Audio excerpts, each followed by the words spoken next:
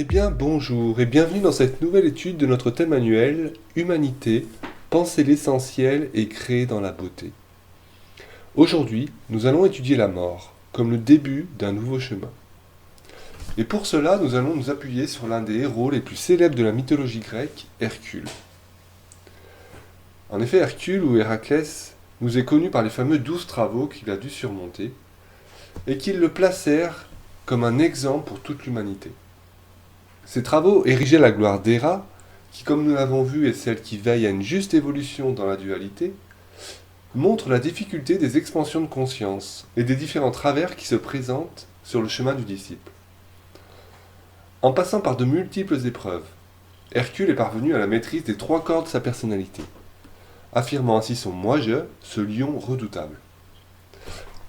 Mais plus encore, en vainquant ce lion, il a montré le chemin pour aligner l'ego avec la vision de l'âme, et répondre consciemment à un plan d'ensemble, dépassant ainsi ses désirs liés aux visions personnelles.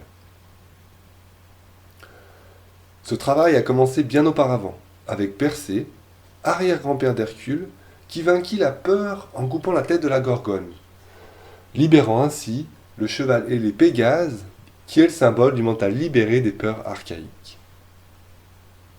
Hercule poursuit donc ce travail quelques lignées plus tard, afin de purifier l'être des scories qui empêchent la pure lumière de l'âme d'irradier à travers les 3 corps de la personnalité.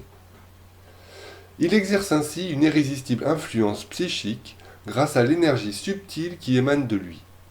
Sa pensée, ses aspirations et ses sentiments se font sentir au loin à la manière des interventions de Persée. Mais nous n'allons pas reprendre aujourd'hui le récit des 12 travaux, puisqu'il a déjà été très bien traité dans l'ouvrage de Patrice et Frédéric Brasseur, qui s'intitule Sur les traces d'Hercule et qui est aux éditions Solidaires. En effet, cet ouvrage décrit le chemin initiatique que suit Hercule, le chemin de conscience auquel nous avons à nous identifier pour s'émanciper de la matière. Ici, nous allons plutôt nous intéresser à la fin de vie de notre héros, après ces 12 travaux, et à une ultime épreuve à franchir, celle de l'attachement à notre existence dans un corps physique dense. Mais rappelons tout d'abord que dans le récit que nous allons raconter, comme dans tous les mythes que nous avons vus jusqu'alors, tous les personnages n'en sont qu'un, et représentent les différents états qui peuvent nous traverser en conscience lors de notre cheminement. Ainsi, comme certains dieux de l'Olympe et d'autres héros des mythes, Hercule a au travers de ses périples de nombreuses rencontres et s'unit à de nombreuses prétendantes. Toutes ces rencontres amoureuses sont le symbole de la loi d'amour en action que nous allons approfondir dans notre étude. Donc après ces 12 épreuves, Héraclès épouse Déjanire, dont le nom signifie étymologiquement celle qui détruit l'attachement. Cette union symbolise une libération de la conscience, réalisant l'accomplissement du soi ou de l'être divin en soi. En effet, après la réussite de ses travaux, Hercule semble un être réalisé, qui a arraché la racine du désir et de l'ego, qui crée le sentiment de séparation, et semble pouvoir vivre l'instant présent dans la joie. Mais le puissant Héraclès ne pourra échapper à la mort. Et le récit de cette fin commence le jour où Hercule et Déjanire se rendent en une ville voisine, non sans difficulté puisqu'en chemin, ils doivent traverser le fleuve Événos. Là, sur le bord de la rive, se tient un centaure, Nessos, qui propose ses services, moyennant finance, pour emmener les passants sur l'autre bord. Hercule décline l'offre, mais pas Déjanire qui monte dans la barque de l'être mi-homme, mi-cheval. Héraclès traverse le premier, et alors que Nessos fait traverser le fleuve à Déjanire, il tente de la violer. Héraclès, voyant cela, abat le centaure d'une flèche. Mais celui-ci, avant de mourir, cherche à offrir à Déjanire un peu de son sang et du venin de l'hydre qui était enduit sur la flèche d'Hercule, lui faisant miroiter un pouvoir magique, alors qu'il ne cherche qu'à se venger d'Hercule.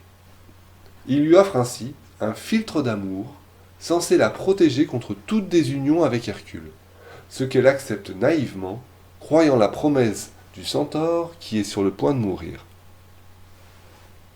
Dans cette première partie du récit, Hercule poursuit son chemin dans la voie du détachement. Et en ce sens, il doit franchir avec Déjanire le fleuve Événos. Cette traversée symbolise l'union nécessaire entre deux parties en soi, dont l'une qui pense pouvoir passer sur le plan de l'âme en finançant sa traversée, c'est-à-dire entrer dans une vision globale tout en étant attachée à une vision séparée. Mais cette traversée nécessite l'intervention du centaure Nessos, qui représente l'homme poussé par ses instincts bas, animal. Nous voyons ici notre croyance de pouvoir traverser sur le plan de l'âme en étant dans une union forcée au détachement. Dans ce chemin de probation, on se donne de bonnes intentions qui sont une discipline forcée, mais qui ne sont pas du détachement.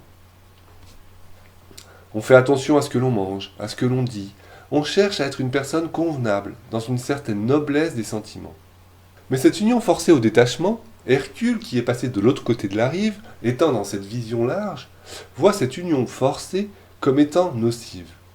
Pour cela, il décoche sa flèche pour éliminer en lui-même tout ce qui cherche à passer de l'autre côté avec des moyens de l'homme animal. Mais sa compagne n'est pas alignée sur la qualité d'amour, et porte en elle un doute. Ce doute que Nessos vient amplifier, car comme tous les centaures, il exprime un manque de purification dans les profondeurs, et le courant de vie instinctif qui l'anime domine alors la qualité d'amour qui est vécue comme une pulsion qu'il ne peut maîtriser et le pousse à vouloir violer Déjanire. Cet épisode montre une volonté engagée dans la voie du détachement qui ne peut être un acte forcé par la personnalité. Mais Hercule ne perçoit pas alors la nouvelle graine d'illusion semée par le centaure, le filtre d'amour donné à Déjanire qui le mènera à dépasser sa plus grande souffrance. Ici nous voyons que malgré l'accomplissement de tout un travail de détachement, nous pouvons encore être pervertis par une illusion d'amour, par un élément magique qui serait capable de nous maintenir dans l'union.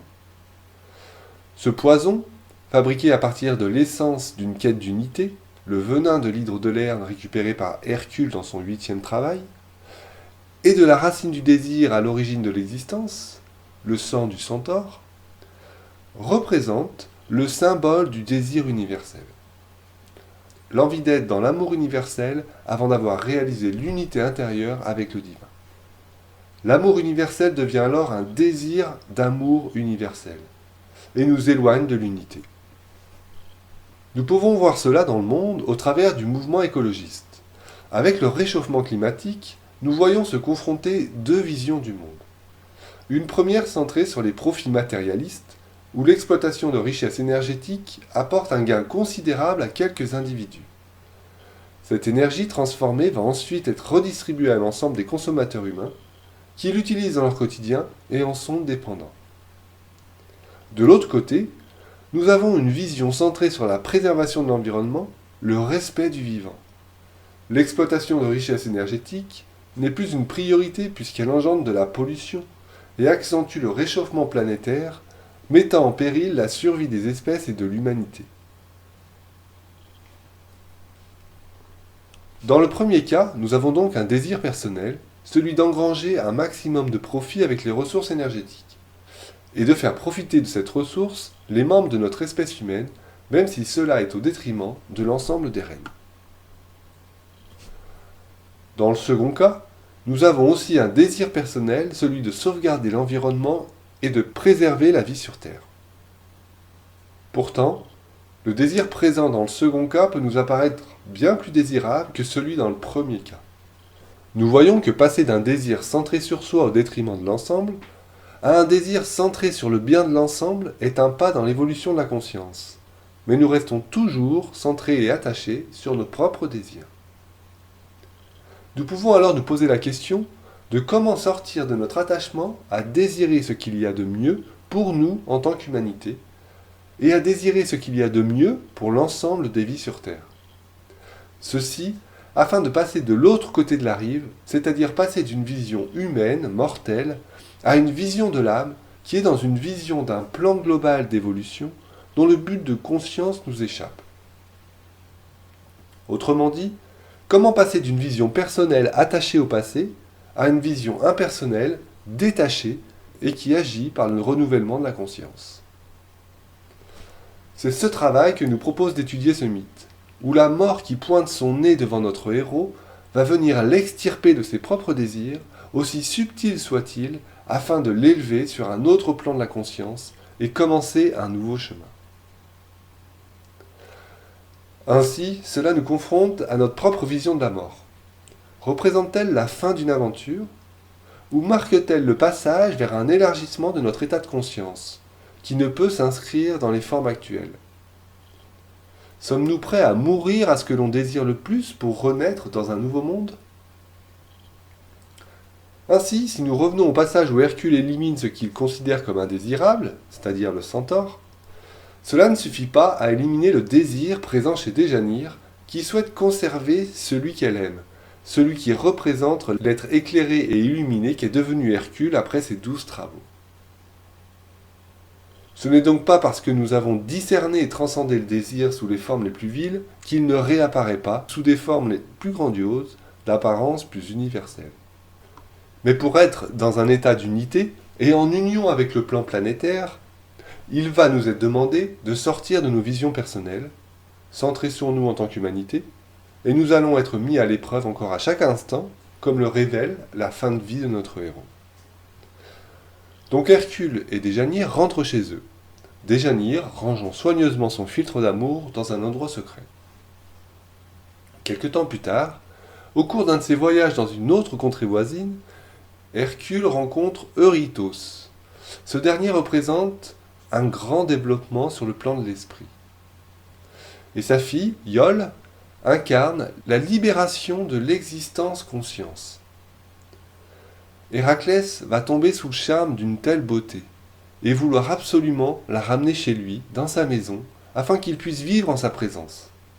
Pour cela, il envoie un messager auprès de Déjanire pour qu'elle prépare la maison et demande à ce qu'on lui ramène sa tunique afin qu'il puisse honorer les dieux par un sacrifice avant de rentrer. Déjanire apprend alors la venue d'Iole et craint qu'Héraclès ne la remplace. Voulant alors s'assurer de son amour, elle verse sur la tunique le filtre que lui a donné le centaure Nessos et la fait porter à Héraclès.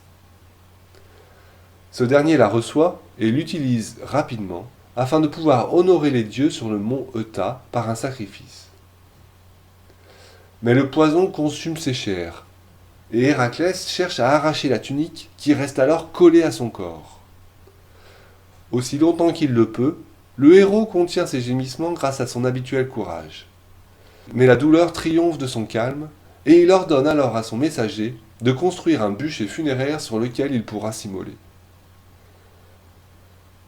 Déjanire, apprenant par la suite ce qu'elle avait provoqué, se tua.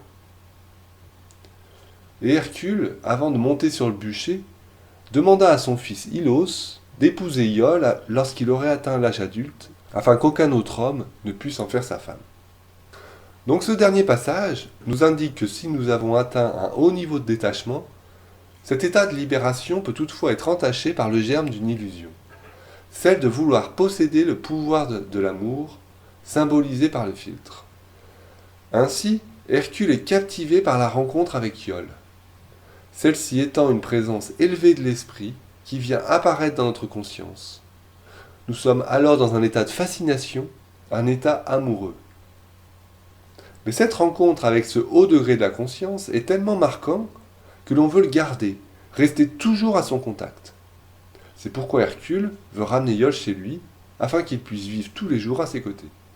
Mais dans sa maison vit Déjanire, qui représente celle qui met fin à tout attachement. Or la venue de Iole marque le nouvel attachement qu'Hercule n'a pas vu venir et auquel il a succombé. Déjanire ne veut pas être remplacé. Ici, nous voyons apparaître un autre attachement, celui d'être irremplaçable, d'être l'unique. Ceci marque une étape difficile à franchir pour celui qui est déjà avancé sur le chemin, pour celui qui a vaincu déjà tant d'obstacles. En effet, aussi détachés des événements extérieurs, nous ne pouvons nous défaire de l'attachement à l'importance de notre propre existence, au vu du chemin parcouru et de l'impact que nous pouvons dès lors avoir dans le monde. Un sentiment de pouvoir sur l'unité à l'œuvre s'empare de nous, et le désir d'amener l'amour dans l'existence devient la nouvelle entrave qui fait ressurgir notre moi séparé alors que nous pensions l'avoir dépassé. Déjanire utilise alors son pouvoir illusoire que lui a octroyé le centaure, en versant sur la tunique désirée par Hercule le filtre d'amour. Hercule, de son côté, ayant choisi de ramener celle qui l'a illuminée près de Déjanire, se retrouve dans un conflit, puisqu'il s'attache à sa nouvelle vision, qu'il veut garder près de lui, alors que chez lui demeure celle qui doit détruire tout attachement. Il va donc devoir faire un sacrifice, ce qui va le faire d'un point de vue extérieur, mais sans savoir de quel sacrifice il s'agit d'un point de vue intérieur. En effet, il sait combien il est important de remercier les dieux et d'être en phase avec la volonté divine. Mais aujourd'hui, Hercule est un initié, et il ne se rend pas compte que le sacrifice qui va avoir lieu concerne son attachement à sa propre existence. Ici, Déjanire symbolise la part en Hercule qui veut conserver les choses telles qu'elles sont, et qui se coupe alors du mouvement de vie qui avance quoi qu'il arrive. Et Déjanire ne peut répondre que par l'énergie qui l'habite, c'est-à-dire par la destruction de l'attachement.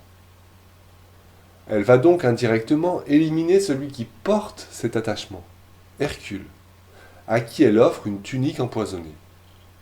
Elle le condamne ainsi à une mort dans une grande souffrance, puisque cet attachement à sa propre existence est imprégné dans la chair de l'être, et ne peut être enlevé sans que la forme ne soit détruite. Hercule comprend alors qu'il n'a pas d'autre choix que de mettre fin à son existence par le feu. Ici, l'homme initié met fin au désir d'exister de la personnalité, car il sait que, en tant qu'âme, il est immortel.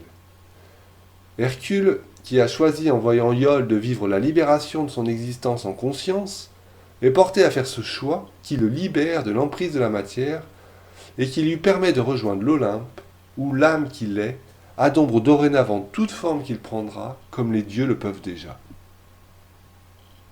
Cette purification ultime qui libère de la racine du désir et de l'ego lui donne accès à la non-dualité et à l'éternel présent. Héraclès accède alors à l'Olympe et s'unira ensuite à Hébé, la déesse de l'éternelle jeunesse, ce qui fera de lui un héros pour les générations à venir, héros immortel représenté dans une constellation d'étoiles. Ce qui meurt alors en soi-même, c'est la personnalité qui contient l'attachement. Déjanire se tue en prenant conscience de ce qu'elle a fait. Et ce qui perdure, c'est une existence consciente de soi-même, puisque Iole sera mariée avec le fils d'Hercule, Ilos, qui symbolise une grande liberté. En effet, Hercule a compris que la liberté consiste à choisir, et que chaque choix doit être conduit par une obéissance à un ordre plus grand. C'est pourquoi il demande à son fils, qui représente cette liberté grandissante, d'épouser Iole, afin que les choix qui guideront son existence se fassent en conscience de l'ordre dans lequel il est inscrit. Ainsi que la conscience supérieure vienne guider les êtres jouissant de la liberté de choix. Ainsi, engagés dans le changement, détachés de nos vieux schémas de pensée, nous éprouvons un état de libération, un allègement de ce qui était lourd, mais dont nous ne nous rendions pas compte. Cette liberté nous engage donc dans un choix conscient, entre ce qui nous attire vers une satisfaction et une jouissance des biens matériels, qui nous engage à nous abandonner à une vie passive et à profiter des avantages qu'elle nous donne. Et un autre choix, qui nous pousse vers la vertu, qui nous fait entrevoir une existence de lutte et d'efforts incessants en vue du triomphe par le courage et l'énergie. Cette dernière voie nous conduit dans un oubli de soi, dans un pur dévouement, ne recherchant aucun bénéfice sous forme de récompense. Ce n'est d'ailleurs pas la conquête du ciel qu'ambitionne Hercule, car ses préoccupations sont terrestres, se dévouant au plan de conscience et à la rédemption de la matière.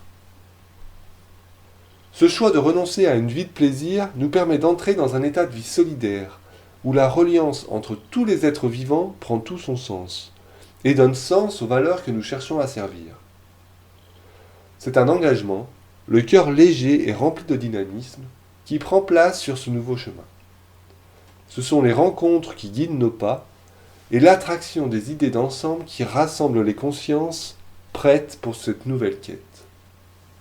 Ainsi, en donnant mort à un vieil état d'être, nous entrons dans une ère nouvelle, où la volonté de bien commun s'affirme par une vision renouvelée. Ainsi s'achève le périple d'Héraclès, la gloire du mouvement juste, sur la montagne de Leuta, symbolisant le destin accompli.